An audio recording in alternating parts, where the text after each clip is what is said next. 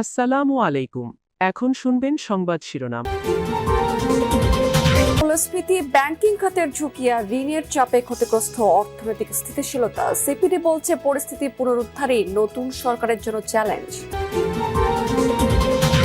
বেসরকারি submarine cable স্থাপনের কার্যক্রম। ব্যান্ডউইথের আমদানি নির্ভরতা কাটাতে ডিজিটাল সার্বভৌমত্বের পথে হাঁটতে চায় সরকার। সফরে ঢাকায় মার্কিন সহকারী পররাষ্ট্রমন্ত্রী পল কাপুর। কথা হতে পারে বহুল আলোচিত আকসা জিসৌমিয়াংয়ে। সরকারের সাবেক উপদেষ্টা আসিফ মাহমুদের ব্যাংক হিসাব তলব, লেনদেনের তথ্য চেয়ে সব আর্থিক প্রতিষ্ঠানে চিঠি দিয়েছে বিএফআইইউ। এতক্ষণ শুনছিলেন সংবাদ শিরোনাম, এবারে শুনবেন বিস্তারিত। মূল্যস্ফীতি, সীমিত রাজস্ব সক্ষমতা, দুর্বল বিনিয়োগ, ব্যাংকিং খাতের ঝুঁকি, ঋণের চাপে অর্থনৈতিক স্থিতিশীলতা ক্ষতিগ্রস্ত হয়েছে।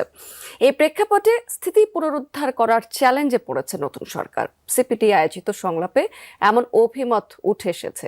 বলা হচ্ছে, স্বল্পোন্নত দেশের তালিকা থেকে উত্তরণের প্রস্তুতি অর্থনীতির জন্য সুযোগ এবং ঝুঁকি তৈরি হয়েছে। দর্শক, এই বিষয়ে সিপিডি আয়োজনটিতে আমরা সরাসরি এখন চলে যাব।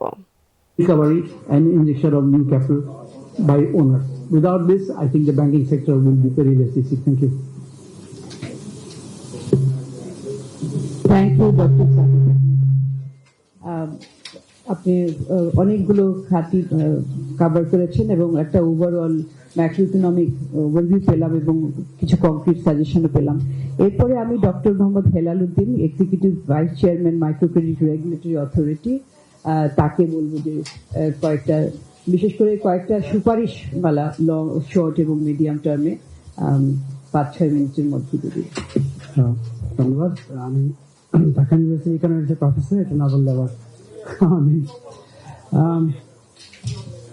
যেহেতু আমি মাইক্রো ক্রেডিট রেগুলেটরি অথরিটির নির্বাহী প্রধান, যে ব্যাপারটা এসেছে যে এমপ্লয়মেন্ট ক্রিয়েশন 180 দিন ধরে যদি হয়, এর আগে আমি একটা জিনিস যেটা অনেকটাই বলেছেন সাদিক ভাই, আমি যে একটা ফিগার শুধু বাংলাদেশ ব্যাংকের একটা ইয়ে থেকে, একটা পলিসি স্টেটমেন্ট থেকে এসছে, ব্যাকগ্রাউন্ড থেকে, যে ব্যাংকগুলোর ক্ষেত্রে যদি আমরা দেখি যে ক্রেডিট গ্রোথের দিক থেকে দেখি, আপনার ক্রেডিট গ্রোথ আপনার কত, প্রাইভেট সেক্টর যে ক্রেডিট গ্রোথ দেখি 15%-এর বেশি ক্রেডিট গ্রোথ 8টা ব্যাংকের,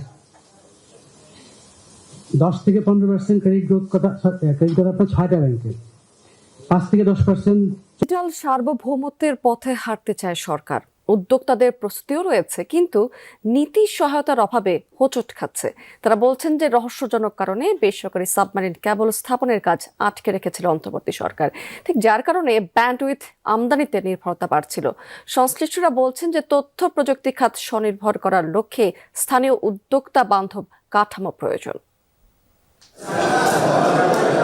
ডিজিটাল সার্বভৌমত্ব গড়ে তুলতে চায় বর্তমান সরকার। নির্বাচনী ইস্তেহারেও দেয়া হয়েছে প্রতিশ্রুতি।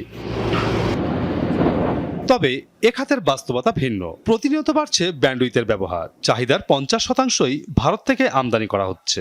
এজন্য প্রতি বছর গুনতে হচ্ছে 750 কোটি টাকার বেশি মূল্যবান বৈদেশিক মুদ্রা।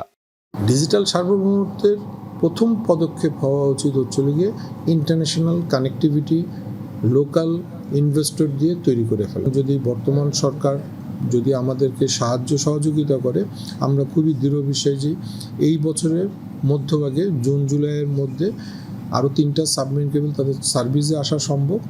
ব্যান্ডউইথের উপর বিদেশ নির্ভরতা কাটাতে বেসরকারি সাবমেরিন কেবল স্থাপনের জন্য লাইসেন্স দেওয়া হয় 3টি প্রতিষ্ঠানকে। 600 কোটি টাকা বিনিয়োগ করে সিঙ্গাপুর থেকে মায়ানমার পর্যন্ত জলসীমায় কেবল স্থাপনের কাজও শেষ হয়েছে। তবে রহস্যজনক কারণে বাংলাদেশ জলসীমায় কেবল স্থাপনের জন্য জাহাজ প্রবেশের অনুমতি মিলছে না। 5টা মন্ত্রণালয় বা সংস্থা থেকে অলরেডি অনুমোদন পেয়ে গেছি, বাট 4টা জায়গা থেকে আমরা আসলে এখন পর্যন্ত অনুমোদন পাই নাই। আমাদের অ্যাপ্লিকেশনের সময় প্রায় 1 বছরের উপর অতিক্রান্ত হয়ে গেছে। তো এখনো আমরা কোনো, যেহেতু 4টা মন্ত্রণালয় বা সংস্থা থেকে এখনো পজিটিভ কোনো রেসপন্স পাই নাই, আমরা আসলে এই কাজটা এখন শুরু করতে পারছি না।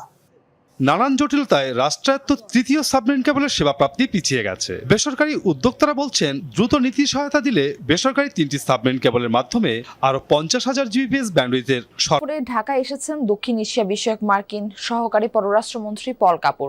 এই সফরে মূলত চীনের সাথে ঘনিষ্ঠতা কমিয়ে ঢাকা ওয়াশিংটন বাণিজ্য সম্পর্ক আরো বাড়ানোর বার্তা দিতে পারেন তিনি। বিশ্লেষকরা বলছেন, ঢাকার কাছে অস্ত্র বিক্রির জন্য বহুল আলোচিত জিসোমিয়া ও আকসা নিয়েও কথা হতে পারে এই সফরে। পাশাপাশি চীনকে চাপে ফেলতে ঢাকা দিল্লির সম্পর্ক জোরদারের বার্তাও দিতে পারেন ট্রাম্প প্রশাসনের এই প্রভাবশালী কূটনীতিক।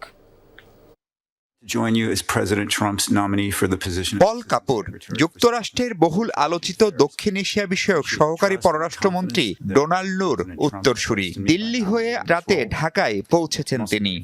3 দিনের সফরে পররাষ্ট্রমন্ত্রী ডক্টর খলিলুর রহমান, বিদ্যুৎ ও জ্বালানি মন্ত্রী ইকবাল হাসান মাহমুদ, বাণিজ্য মন্ত্রী খন্দকার আব্দুল মুক্তাদির এবং প্রধানমন্ত্রীর পররাষ্ট্র উপদেষ্টা হুমায়ুন কবিরের সাথে বৈঠক করবেন তিনি।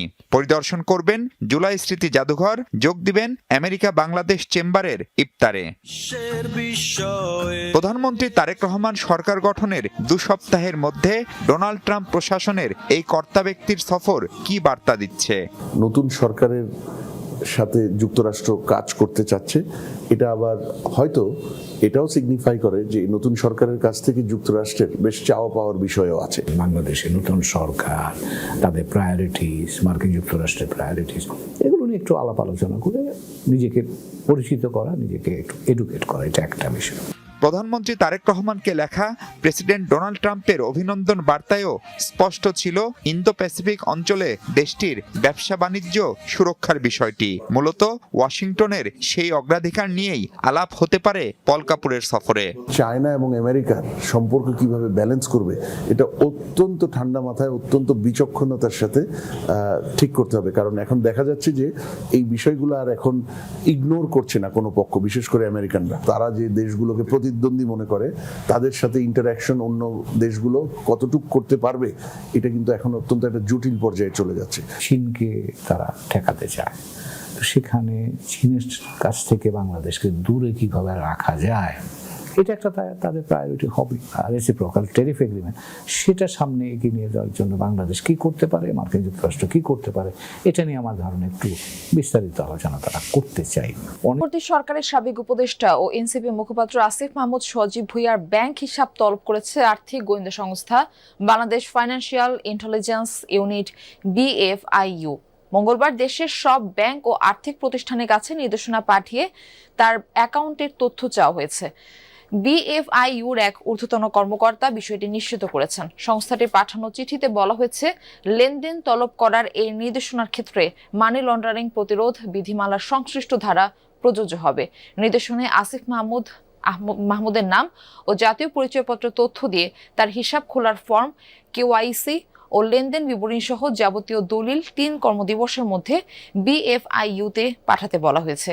সাবেক এই উপদেষ্টার বিরুদ্ধে ইতিমধ্যে দুদকে অভিযোগ জমা পড়েছে। বর্তমানে সংস্থাটি তার বিরুদ্ধে ওঠা অভিযোগগুলো খতিয়ে দেখছে।